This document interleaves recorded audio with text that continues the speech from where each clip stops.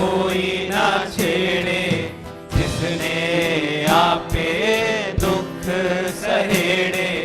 दर्द मंदनू कोई ना छेड़े, जिसने आपे दुख सहेड़े।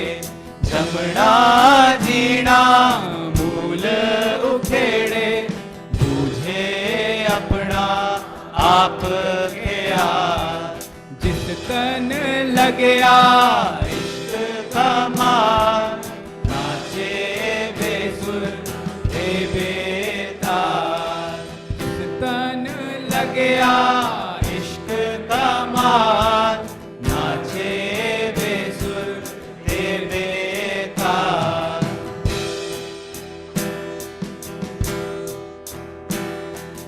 जिसने बेस इश्क दा कीता, गुर दरबारों फतवा लीता। जिसने बेस इश्क दा कीता, गुर दरबारों फतवा लीता। जदों हजूरों प्याला पीता, कुछ ना रहा सवाल जवाब। जिस तन लगया इश्क का मार, नाचे बेसुर हे बेतार।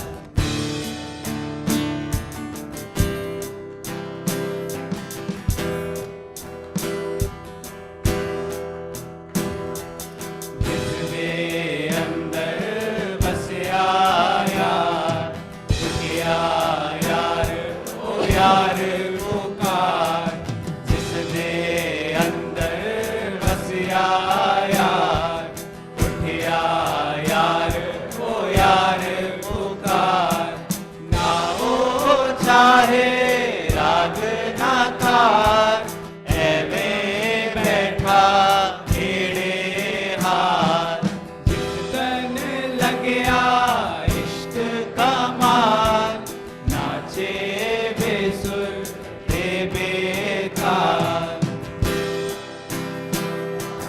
इश्क का मार, नाचे बेसुर हे बेतार।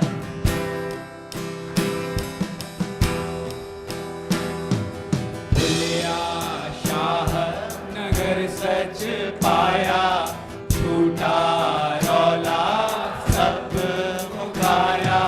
भुलिया शाह नगर सच पाया, झूठा रौला सब मुकाया।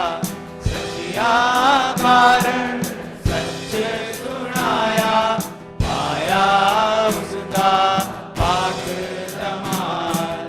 जिस तन लगया इश्क का मार, नाचे बेसुर हे बेतार।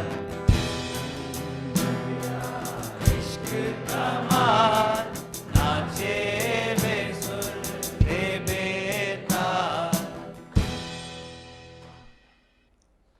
बेसुर बेताल, इस आशय में कि सुर और ताल भी ढर्रे होते हैं, मानवकृत पैटर्न्स होते हैं, हमने रचे हैं, हमारे द्वारा निर्धारित हैं। इस अर्थ में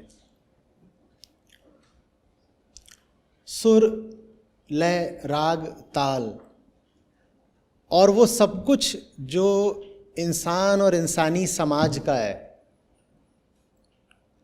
उसकी फिक्र अगर करते रह गए, दुनिया और दिमाग द्वारा निर्धारित रास्तों पर, ढर्रों पर, नियमों निर्देशों पर अगर चलते रह गए, तो इश्क तो भूल जाओ। और इश्क से आशय बस एक है। वापस लौटिएगा, कौन से तीन होते हैं? ठीक, श्रीमद् भगवद गीता, प्रकृति, अहम, आत्मा। अहम के लिए यही दो चुनाव होते हैं, या तो प्रकृति को चुन लो या आत्मा को चुन लो। इश्क क्या है? अहम का आत्मा को चुन लेना, अहम का अपनी भलाई को चुन लेना, अहम की घोषणा कि जो मेरी अभी दुख और बंधन की स्थिति है उसमें मुझे आगे नहीं रहना, ये प्रेम है, यही इश्क है। इश्क मुक्ति की घोषणा है। इश्क दुनिया की किसी चीज के मोह में पड़ने को नहीं कहते। कोई वस्तु, कोई व्यक्ति आपके लिए बहुत महत्वपूर्ण हो जाए, इसको इश्क नहीं कहते। आपकी चेतना कहे मेरे लिए मुक्ति से ज्यादा महत्वपूर्ण कुछ नहीं, इसको इश्क कहते हैं। तो इस इश्क शब्द का दुरुपयोग नहीं, और खूब हुआ है।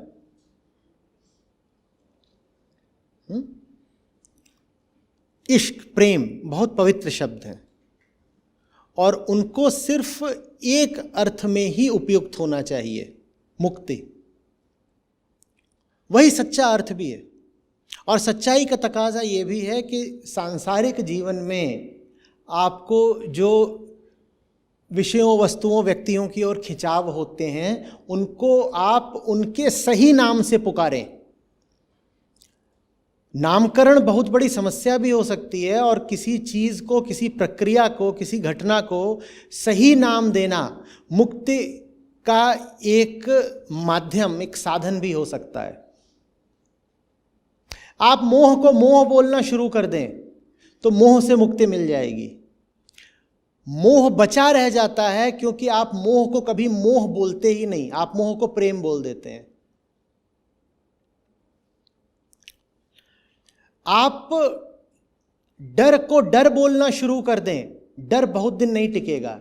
आप डर को महत्वाकांक्षा बोल देते हैं, डर बचा रह जाता है। जब आप बोलते हैं ना मैं बहुत महत्वाकांक्षी हूं, मुझे ये चाहिए, मुझे वो चाहिए, वो वास्तव में कुछ नहीं, आपका डर है। लेकिन आप बोलते ही नहीं कि ये मेरा डर है, आप बोलते हो मेरी एम्बिशन है। वो एम्बिशन कुछ नहीं है, इनसिक्योरिटी है, डर है, असुरक्षा की भावना है। कभी लेकिन किसी चीज को हम उसके यथार्थ नाम से पुकारते ही नहीं है। किसी के प्रति आपका कामना और वासना का रिश्ता है, उसको आप इश्क बोल देते हैं।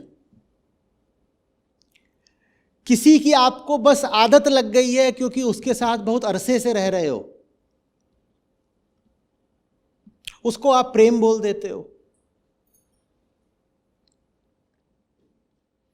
कुछ भी जो हमारे साथ घट रहा होता है, हम ईमानदारी से उसको सही नाम देते कहाँ हैं। जो सही नाम देना शुरू कर दे वो मुक्त हो जाएगा। अहम को हम आत्मा का नाम दे देते हैं, देखा, अहम को हम आत्मा का नाम दे देते हैं।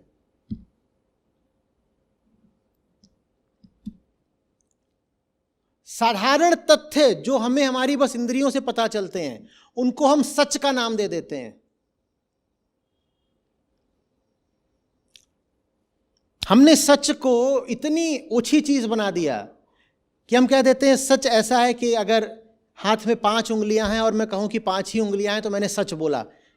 सच इतनी छोटी चीज है कि उंगलियों के गिनने में आ जाएगी।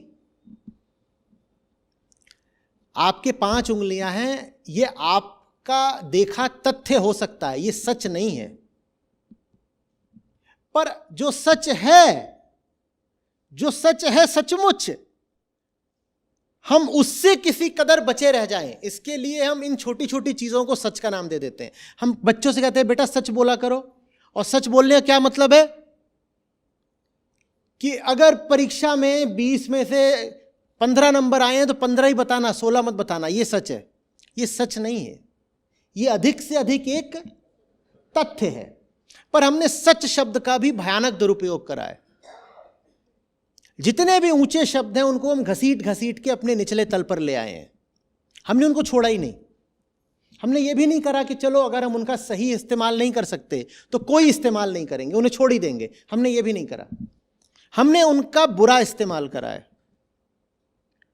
कोई आपको ताज्जुब ना हो अगर आप किसी हिंदी फिल्म में इस गाने पर एक लड़के और एक लड़की को नाचते देखें, जल्दी ही ऐसा हो भी जाएगा। और इसके बोल खूबसूरत हैं और इस पर एक कोई मादक सी धुन अगर चढ़ा दी जाए तो वो सुपरहिट गाना हो जाएगा। आकर्षक सा हैंडसम दिखने वाला कोई लड़का हो और अर्धनग्न कोई लड़की हो, इस पे नाच रहे हैं, क्या नशा चढ़ेगा। जिस तन भी बोली दिया है, बात ही पूरी तन की है। जिस तन लगे इश्क कमाल, नाचे बेसुर और बेताल, तो माने झूम झूम के नाचने का भी लाइसेंस मिल ही गया। ये दुरुपयोग है और ये बहुत बड़ा अपराध है, ये नहीं करना चाहिए।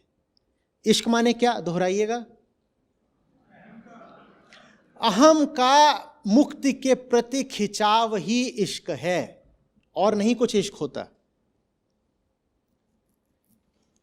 झूठ का सच के प्रति प्रेम ही, खिंचाव ही इश्क है। जो नहीं है उसका न ही हो जाने के प्रति खिंचाव ही इश्क है। वो कहता है हूं तो मैं वैसे भी नहीं, तो मुझे होने से मुक्त ही कर दो ना, क्योंकि होने का झूठ बोल बोल के भी मैं हो तो पा नहीं रहा। इतनी कोशिश कर रहा हूं कि मैं हो जाऊं, पर कोशिशें हुई जा रही हैं, मैं नहीं हो पा रहा। अहम की सारी कोशिश क्या होती है, हो जाने की, किसी तरह हो जाऊं ना मैं, क्योंकि जो है उसको ही तो सत्य बोलते हैं। दैट विच इज, जो है उसको ही तो ट्रुथ बोलते हैं ना। तो अहम पूरी जिंदगी इसी पुरजोर कोशिश में रहता है कि मैं हो जाऊं। कोशिशें हो जाती हैं, वो नहीं हो पाता। तो पैदा तो हम सब आशिक ही होते हैं, क्योंकि हम सब परेशान हैं अपने आप से। जो कोई परेशान है अपने आप से, उसमें एक खिंचाव है विश्राम के प्रति, राहत के प्रति। इसी खिंचाव को इश्क कहते हैं। आशिक सभी हैं, बस कुछ झूठे आशिक हैं, कुछ सच्चे आशिक हैं। ज्यादातर झूठे ही हैं। झूठा आशिक कौन होता है,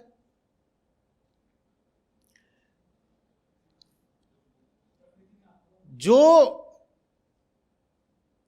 उसके साथ नहीं जाता, उसकी तरफ नहीं जाता, जिसके साथ उसे सचमुच प्रेम है, वो भाग के उसकी तरफ चला जाता है जो सिर्फ रिझाता है।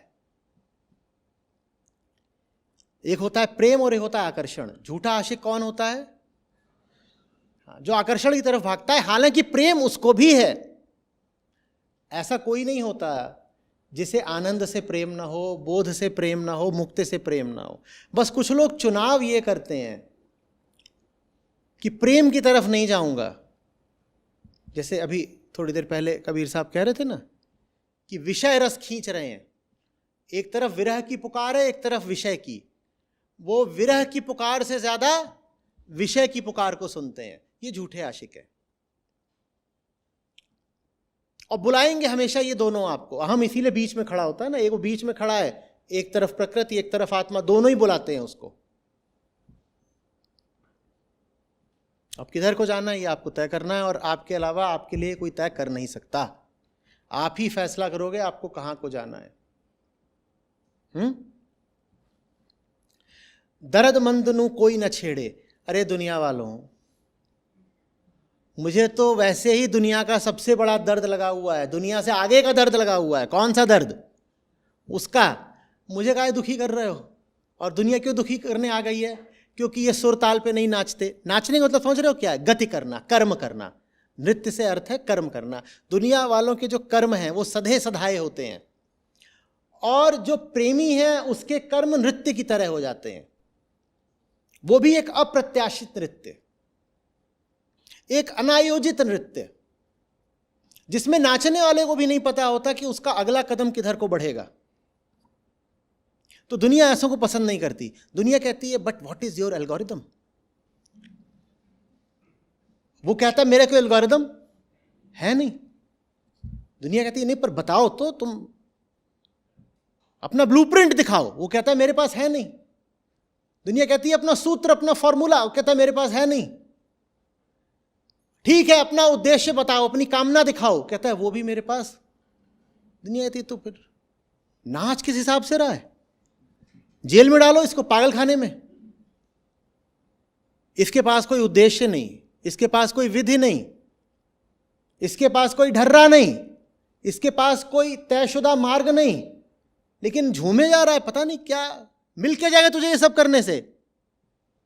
वो ऐसे देख रहा हूं और फिर बोलता है दर्दमंद नु कोई न छेड़े। भाई, दुनिया की सबसे बड़ी तकलीफ तो मैंने स्वीकार कर ली है, अब तुम काहे को मेरे को छेड़ने आए हो? मुझे छोड़ दो मेरे हाल पर।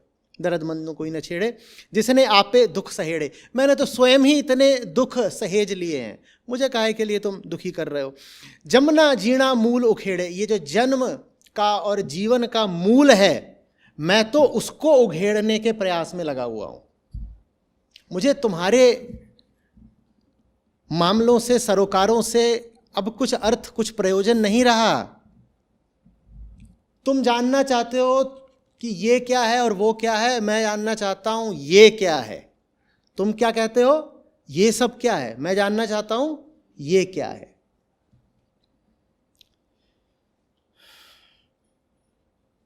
तुम जानना चाहते हो कि कामनाएं कैसे पूरी होंगी, मैं जानना चाहता हूं कामनाएं किसको हैं।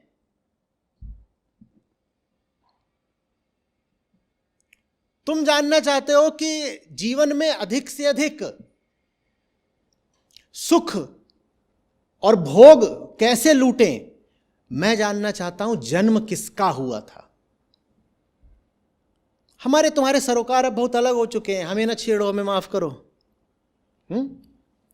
जिसने बेस इशक दा कीता, धुर दरबारों फतवा लीता। हम तुम्हारी नहीं सुन पाएंगे, हम अब उस दरबार की आज्ञा लेते हैं सीधे ऊपर से। तुम्हारी कैसे सुने? तुम चाहते हो तुम्हारे हिसाब से चले, तुम चाहते हो तुम्हारे जैसे कपड़े पहने। मेरा वेश अब इश्क का है। वेश से आशय है वो सब कुछ जो दूसरों को दिखाई देता है। उसमें सिर्फ कपड़े ही नहीं आते, उसमें बोल, वचन, कर्म सब आता है। मेरा जो वेश है, मेरा आचरण, मेरे कर्म, मेरा जीवन, वो अब निर्धारित होता है ऊपर से आ रही आज्ञा से। ऊपर से आ रही आज्ञा से मतलब क्या है? कोई आज्ञा उतरती ऊपर से नहीं, वो निर्धारित होता है मेरे इश्क से। मैं अब वो करूंगा जो मुझे आज़ादी देता हो, जो मुझे समझ देता हो, जो मुझे सुलझाता हो। मैं वो नहीं करूंगा जो तुम मुझे करने के लिए बोलते हो। न तुम्हारी आज्ञा पर चलूंगा, न तुम्हारी सलाह मानूंगा। तुम्हारी सलाह न मानने का ही नाम है कि धुर दरबारों फतवाली। तुम्हारी सलाह नहीं मानूंगा, ये गीता के संदर्भ में क्या हुआ? कर्म संन्यास। और ऊपर से आज्ञा लूंगा, ये क्या हुआ? कर्मयोग।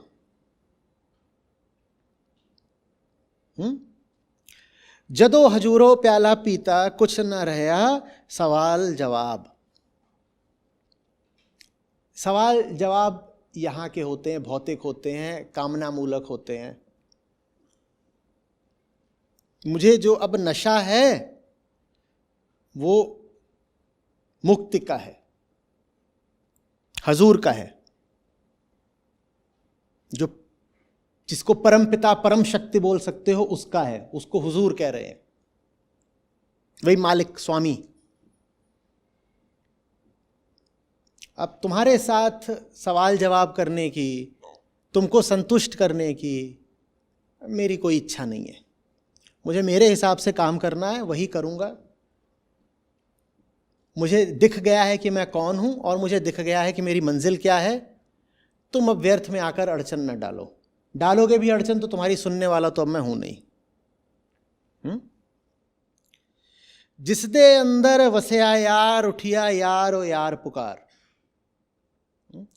मेरे भीतर जो है वही अब मेरे वचन में है, मेरे कर्म में है।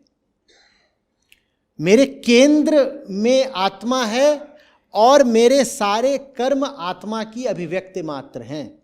ये मुक्त पुरुष का जीवन होता है। इसको थोड़ा सा समझेंगे। एक चीज होती है अचीवमेंट और एक चीज होती है एक्सप्रेशन। प्राप्ति और अभिव्यक्ति, इन दोनों का अंतर समझिए, लिख लीजिए चाहे तो।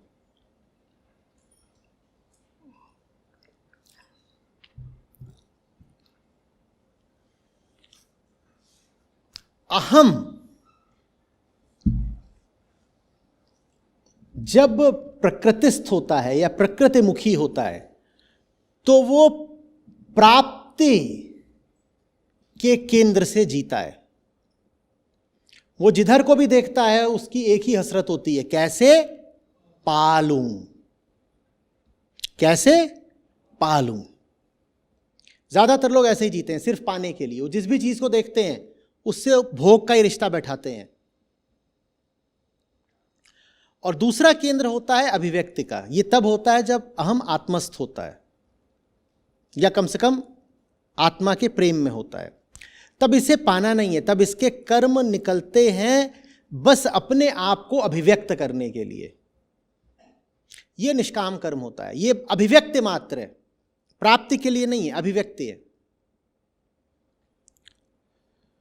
ठीक वैसे जैसे एक है कि आप इनकी तरफ आए क्योंकि आपको इनसे 10 रुपए लेने हैं। मान लीजिए आप वहां बैठे हैं, आप इनकी तरफ आए क्यों? क्योंकि आपको इनसे 10 रुपए लेने हैं। आप किस केंद्र से चल रहे हैं? प्राप्ति के।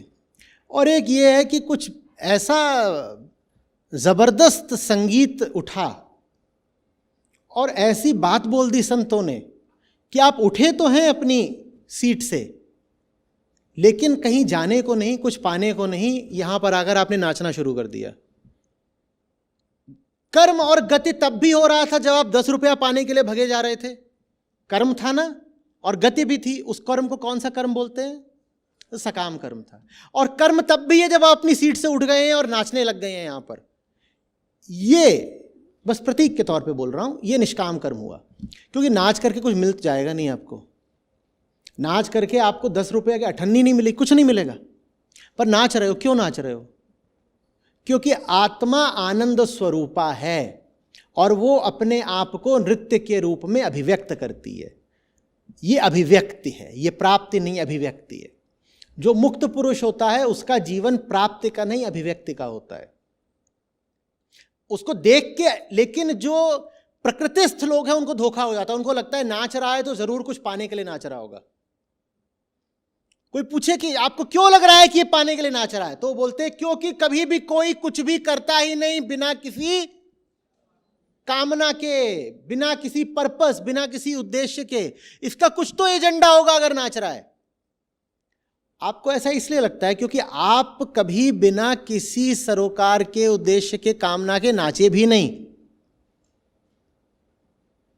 ज्यादातर लोग जब नाचते हैं तो उनकी एक निगाह कैमरे पर रहती है, बढ़िया वाला ही मेरा पोज लेना। वो नाचते वक्त भी कैमरामैन को देख रहे होते हैं या अपने कपड़ों को देख रहे होते हैं।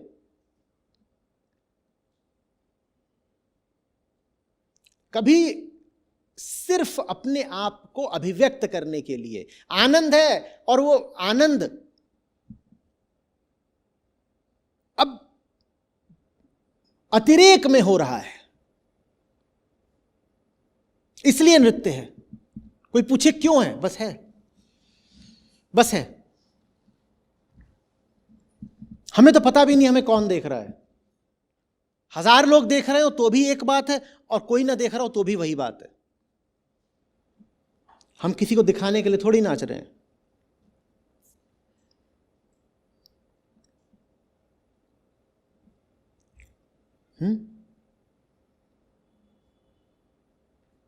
शिव सूत्र कहते हैं आत्मा नर्तक है। अब समझ में आया? ये बिल्कुल आरंभिक सूत्रों में है। शिव सूत्र में आत्मा नर्तक है। आत्मा ऐसे नर्तक है कि अहम जब आत्मा के पास आ जाता है, एकदम आत्मा जैसा हो जाता है, तो अहम नाचना शुरू कर देता है। जिस तन लगिया इश्क कमाल, नाचे बेसुर ते बेताल। ऐसे आत्मा नर्तक है। आत्मा स्वयं नहीं नाचती, पर आत्मा के सानिध्य में आकर के अहम नाचने लग जाता है। आत्मा ऐसे नर्तक है, आत्मा नर्तक है। और नृत्य से मतलब समझ रहे हो, निष्काम कर्म, वही नृत्य है। और निष्काम कर्म में, नृत्य में जो जान होती है, जो धार होती है, वो सकाम कर्म में कभी नहीं हो सकती। जो व्यक्ति अगर नाचने को ही लें, आपको दिखाने के लिए नाच रहा होगा, उसके नाच में कुछ कमी रह जाएगी, क्योंकि उसका थोड़ा सा ध्यान आप पर लगा हुआ है। वो जब नाच रहा है तो साथ ही साथ ये भी देख रहा है कि आप खुश हुए कि नहीं हुए। वो आपकी आंखों में झांक रहा है कि इनसे मुझे तालियां मिलेंगी कि नहीं मिलेंगी। वो पूरे तरीके से अपने नृत्य में डूब नहीं पाएगा ना। और जो बेपरवाह होकर के नाच रहा है, उसके नाचने में जो बात होगी वो अतुल्य, उसे मतलब ही नहीं। वो पूरी तरह से अपने में ही डूबा हुआ है, उसका समर्पण अपने नृत्य के प्रति पूर्ण है। तो फिर उसका नृत्य भी एक विशेष गुणवत्ता का होता है।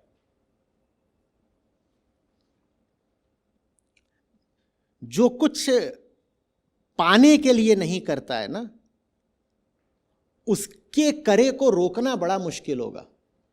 मैं बार बार कहा करता हूं, ऐसे व्यक्ति को रोकने का एक ही तरीका होता है, उसे मार डालो। क्योंकि आप जब भी किसी को रोकते हो और रोक पाने में सफल हो जाते हो, तो कारण होता है उस व्यक्ति का स्वार्थ। जिसका स्वार्थ जितना ज्यादा होता है दुनिया में, उसे उतनी आसानी से रोका जा सकता है। आप कुछ करने निकलो, कोई आके बोले अगर तुमने ये काम किया तो मैं तुम्हारा नाम बदनाम कर दूंगा, आप रुक जाओगे। क्यों रुक जाओगे? क्योंकि आपका स्वार्थ है अपना नाम बनाए रखने में। कोई बोले देखो फलाना काम अगर तुमने किया तो नौकरी से हाथ धोना पड़ेगा, तो आप रुक जाओगे, क्योंकि आपका स्वार्थ है नौकरी को बचाए रखने में। लेकिन जिसका कोई स्वार्थ नहीं किसी चीज में, जो कर रहा है वो करने में ही डूब गया है, उसको आप कैसे रोकोगे? कोई बटन नहीं जो आप दबा सको, कोई तरीका नहीं कि आप उसकी बाह मरोड़ सको। वो रुकेगा ही नहीं, वो बहुत खतरनाक हो जाता है व्यक्ति। समझ में आ रही बात?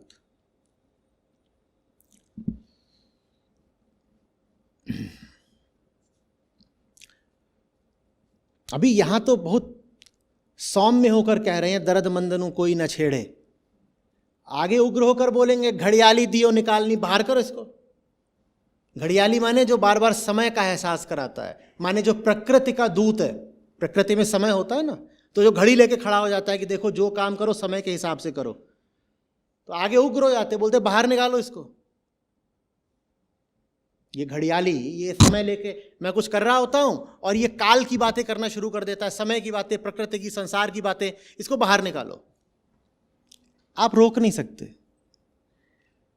जो व्यक्ति निष्काम हो गया, जो नर्तक हो गया, उसको अब रोका नहीं जा सकता।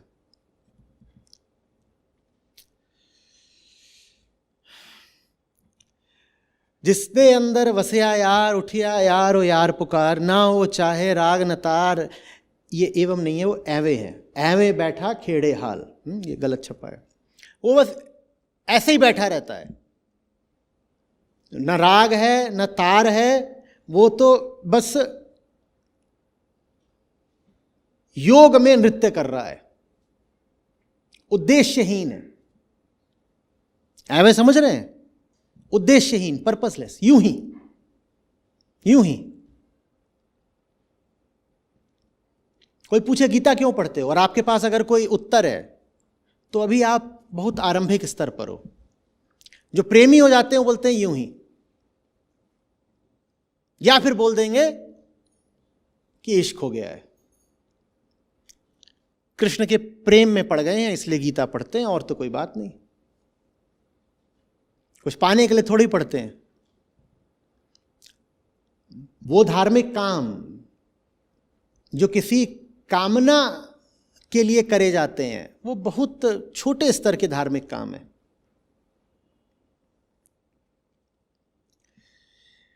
बुलिया शाह नगर सच पाया, झूठा रौला सब मुकाया, सचिया कारण सच्चे सुनाया, पाया उसका पाक जमाल। उनके गुरु थे शाह इनायत, बोल रहे हैं उनके नगर में सच मिला है मुझे, और उसके बाद से ये जो दुनिया का रौला और स्यापा है ये मेरे लिए मिट गया है। मेरा अब दुनिया के उपद्रव से कोई वास्ता नहीं रहा। मुझे पता चल गया है मुझे किस राह चलना है, उसी राह चलूँगा। सच के कारण सच सुना रहा हूँ, सच के कारण सच सुना रहा हूँ। आमतौर पर कारणता में जो कारण है और जो कार्य है वो अलग अलग होते हैं। निष्कामता में कार्य और कारण अनन्य हो जाते हैं, इनका भेद समाप्त हो जाता है। आमतौर पे जब आप कोई चीज़ उठाते हो तो इसलिए नहीं उठाते कि आपको वो चीज़ चाहिए। आप कोई चीज़ उठाते हो तो इसलिए क्योंकि आपको उस चीज़ से कुछ चाहिए। तो चीज़ कारण है और उससे आपको कुछ और कार्य चाहिए, यही होता है ना भाई। अगर मैं इस तौलिया को उठा रहा हूँ तो इसलिए नहीं उठा रहा कि मुझे तौलिया से प्रेम है, इसलिए उठा रहा हूँ कि मुझे पसीना पोंछना है। लो पोंछ लिया, और पोंछते ही अब इस तौलिया क्या करूँगा, दूर हट, काम निकल गया ना। ये साधारण सकाम कर्म होता है जिसमें कारण और कार्य, ये कारण था, कार्य ये कार्य था। कारण और कार्य अलग अलग होते हैं। निष्काम कर्म में ये दोनों एक हो जाते हैं। सचिया कारण सच सुनाया, सच ही कारण है और सच ही कार्य है। सच कारण है और सच सुनाना मेरा कार्य है। सच सुनाना मेरा कार्य है, और उस कार्य के पीछे का कारण क्या है, सच। यही निष्कामता है, यही निष्कामता है। ये सकामता कब बन जाएगी, जब सच सुनाना मेरा कार्य हो और पीछे का कारण क्या हो, कारण यह हो कि प्रसिद्धि मिल जाएगी,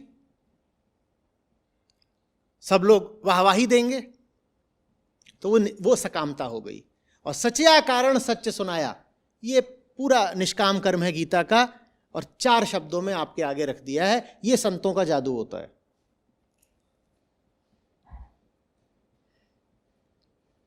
पाया उसदा पाक जमाल, उसका जो पवित्र जादू है। कृष्ण को मोहन भी बोलते हैं ना, जादू करते हैं, वो मोह लेते हैं। जब से उसके जादू के आगे समर्पण करा है, बस यही कर रहा हूं। क्या कर रहा हूं, सच कारण सच गा रहा हूं।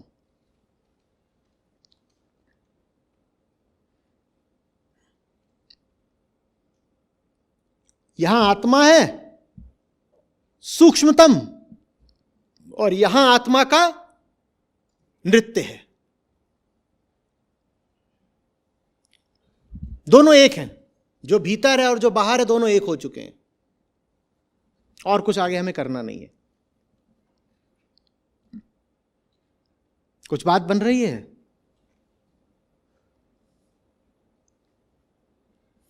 सब समझ में आ रहा है, कुछ नहीं समझ में आ रहा है? मौन के दोनों अर्थ हो सकते हैं।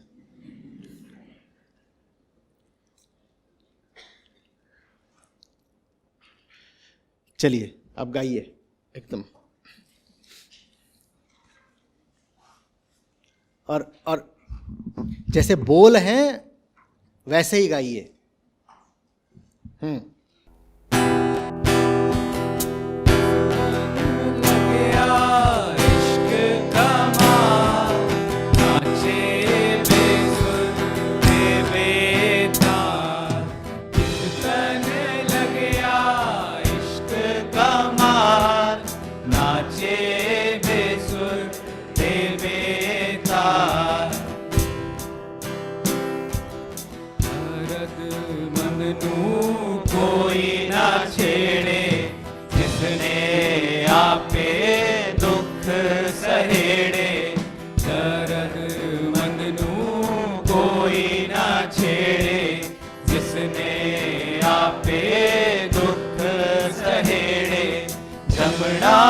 जीना मूल उखेड़े, बूझे अपना आप गया।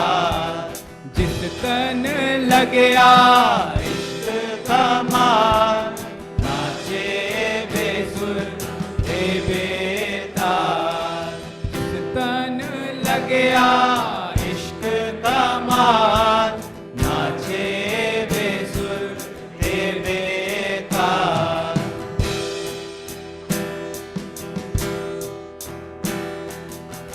जिसने बेस इश्क दा कीता गुर दरबारों फतवा लीता जिसने बेस इश्क दा कीता गुर दरबारों फतवा लीता जदों हजूरों प्याला पीता कुछ ना रहा सवाल जवाब जिस तन लग्या इश्क का माल नाचे बेसुर ते बेताल